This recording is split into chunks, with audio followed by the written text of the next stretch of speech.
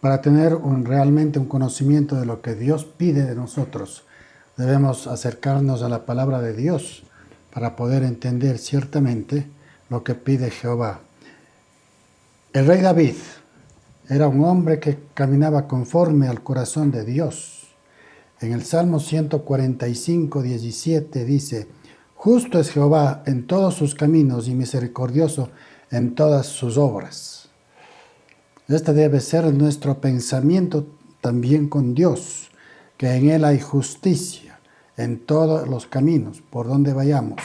Es el camino también del Señor, para darnos paz y tranquilidad. Dios pues siempre estará con cada uno de nosotros, quienes invocamos el nombre de Dios.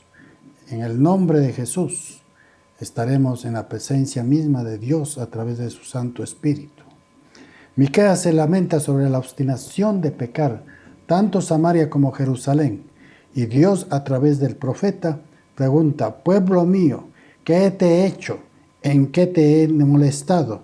Responde contra mí. Miqueas, el capítulo 6, versículo 3. Pasamos ahora, versículo 6.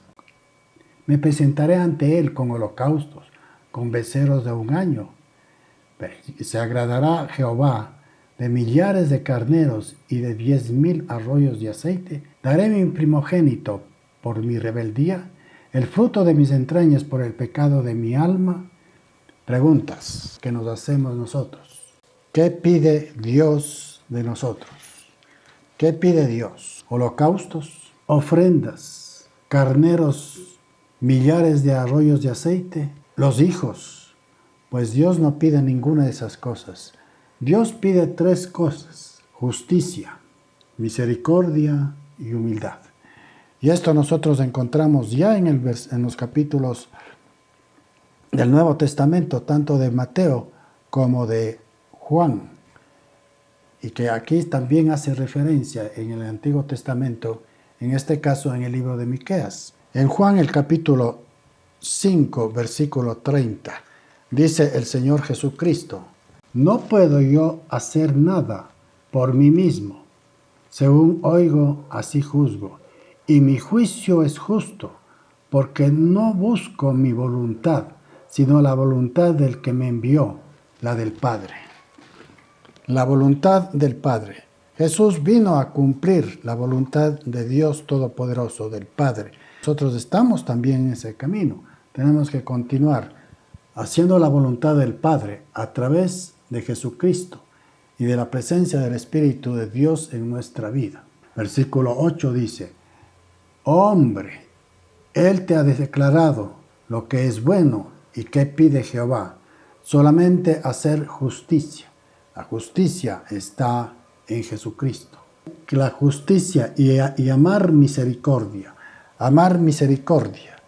Nos está enseñando el Señor Jesucristo que debemos ser misericordiosos. ¿Qué significa misericordia o cómo debemos agradar a Dios? Pues a Dios debemos agradarlo, así como Él vino y nos dio y nos enseñó la misericordia y el amor de Dios y el perdón, pues nosotros también tenemos que dar esa misericordia, ese amor. El hombre no nos falle, nosotros debemos estar en paz con aquellos que nos han ofendido, así como lo hizo el Señor Jesucristo. En Mateo el capítulo 12, versículo 7 dice: misericordia quiero y no sacrificio, no condenaríais a los inocentes. Y esta es una verdadera relación con Dios.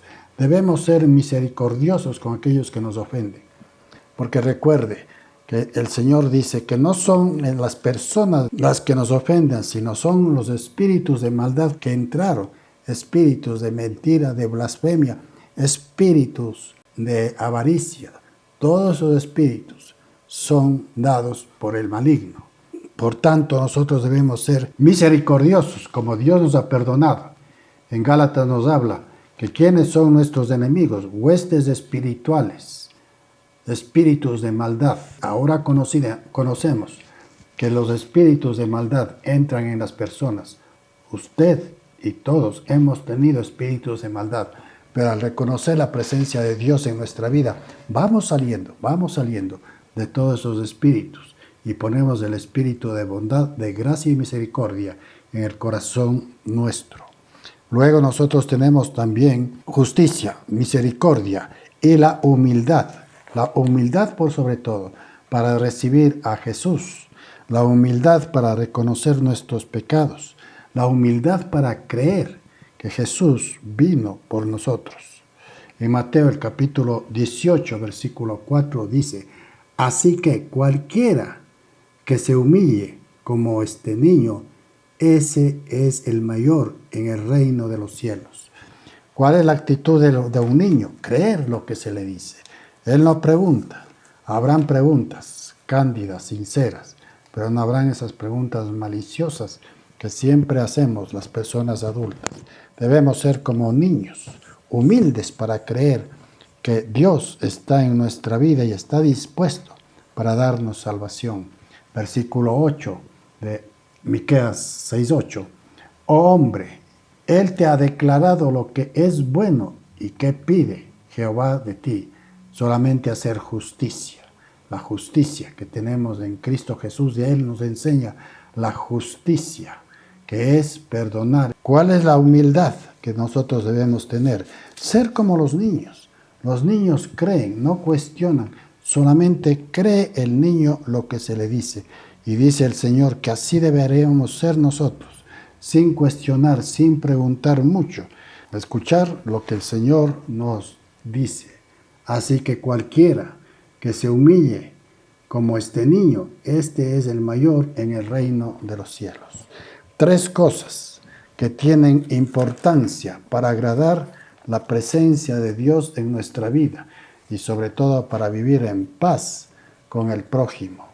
Debemos dar justicia, perdonar a los que nos ofenden en Cristo Jesús, ser misericordiosos, porque no son culpables de la maldad que está en ellos. Salmo 50, versículo 5, que en pecado hemos sido concebidos. Nuestra naturaleza pecaminosa aún está en nuestra vida. Tenemos que reconocer la autoridad de Dios en Cristo Jesús para que nos limpie de todo pecado y de toda maldad. Versículo 9, volviendo a Miqueas, dice el Señor: la voz de Jehová clama a la ciudad. Es sabio temer su nombre, prestad atención al castigo y a quien lo establece. Nos llama la atención y dice: tenga la seguridad. Usted puede pensar en cualquier cosa, pero si usted cree que Dios le va a perdonar por su insistencia en el pecado, pues dice, tendrá castigo, porque así lo ha establecido el Señor. Prestad atención, temer a su nombre, reverenciad, escuchad y hacer lo que se le ordena. La justicia de Dios es perdonar en el nombre de Jesús, ser misericordiosos, dar de comer al hambriento, instruir en el poder de la gracia dada por Dios en Jesús. Nosotros fuimos hambrientos de la justicia de Dios, y la justicia de Dios es tan abundante que podemos dar gracia sobre gracia cada vez que tengamos compasión de alguien que nos ha ofendido. Y la humildad es creer que Jesús es el Señor. ¿Por qué debemos creer? Porque Jesucristo es el verbo, la palabra de Dios hecha carne, para enseñarnos a ser humildes. Pues el Señor Jesucristo dijo: aprended de mí, que soy manso y humilde de corazón. No vamos nosotros a decir somos humildes, pero realmente nuestro corazón abriga odio. Nuestro corazón palpita por venganza. El Señor dice: sed humildes de corazón, tener quietud de corazón, paz en la gracia del Señor. ¿Cuáles son los grandes problemas de la humanidad? En el versículo 9, la voz de Jehová clama a la ciudad. Es sabio temer su nombre, prestad atención al castigo y a quien lo establece. Versículo 10, hay una casa del impío con tesoros de impiedad y medida escasa que es detestable.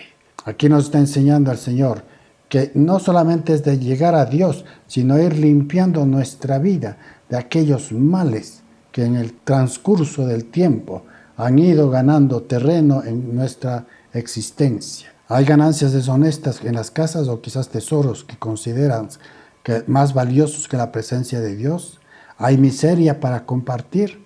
Pues todo eso tenemos que desechar y dar las riquezas que tenemos en Dios y que hemos recibido como cristianos. Participar a aquellas personas que no conocen y andan en oscuridad espiritual. Un corazón generoso que comparte con el necesitado. Acumulamos riquezas.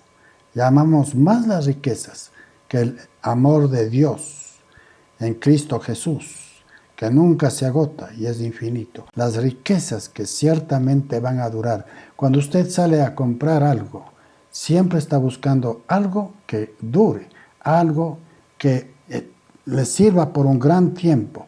Y nosotros tenemos esas riquezas desde aquí hasta la eternidad, por la gracia y misericordia de Dios.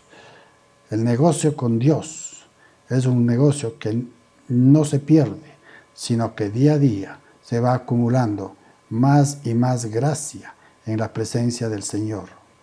Hay ganancias deshonestas en las casas, o quizás tesoros que consideran como valiosos, más que la presencia de Dios. Pues este es el momento de dejar con lo legal, aún de los hombres, y más aún dentro de la presencia de Dios. Dice, todas esas cosas tenemos que dejar y vivir la presencia de Dios. Dice, todas esas cosas tenemos que dejar y vivir siempre buscando y vivir siempre buscando la presencia de Dios en todo lo que hagamos, sea en el negocio, en la casa. Todo tiene que ser puro, como Dios nos ha enseñado a través de Jesús y a través de su palabra. No busquemos que nuestro corazón y nuestros deseos y nuestra alma se salga de la presencia de Dios, porque si dejamos que la presencia de Dios salga, tendremos problemas aquí en la vida por el amor a las cosas. El alma es insaciable. Versículo 14, comerás y no te saciarás, y tu abatamiento estará en medio de ti. Recogerás, mas no salvarás, y lo que salvares lo entregaré yo a la espada. Este es el grave problema del hombre, que siempre está buscando acumular más y más. El alma es insaciable, dice el profeta Isaías, que por eso ensanchó las puertas del infierno para condenación, porque ninguna persona que se dejó dominar por el alma puede decir, hasta aquí, alma mía.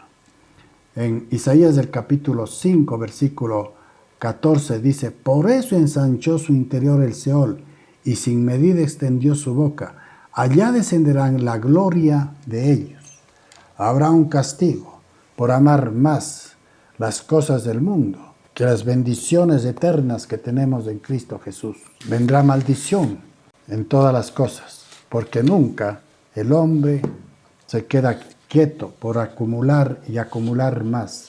Cada día quiere más. No hay medida en la ambición del hombre. Sembrarás, mas no segarás. Pisarías aceitunas. No tendrías tiempo para hacer aceite. Vas a desperdiciar las aceitunas por ese afán de obtener cada día más y más. No tendrás aceite y ni mosto, ni beberás el vino. Porque los mandamientos de Omri se han guardado, y toda obra de la casa de Acab, y en los consejos de ellos anduvieron, para que yo pusiese en asolamiento y sus moradores para burla. Llevaréis, por tanto, el oprobio de mi pueblo. Somos el pueblo de Dios, no podemos llevar oprobio. Estamos llamados para dar testimonio de la misericordia de Dios. Amado hermano, si su preocupación es por acumular cualquier cosa que el alma le pida, deseche, no deje que su alma le haga perder la presencia de Dios en su vida. Estamos en una carrera en la actualidad de poseer cada vez más. Si no tiene un teléfono celular, usted no es nadie según el mundo. Y según Dios, si no tienes y escuchas y utilizas la palabra de Dios, tampoco eres nadie ante la presencia de Dios. ¿Qué es mejor tener? ¿Una Biblia para vivir en la presencia de Dios o un teléfono para vivir separado de Dios. Todo lo que sembremos aquí en vida cosecharemos en eternidad. Señor, llévanos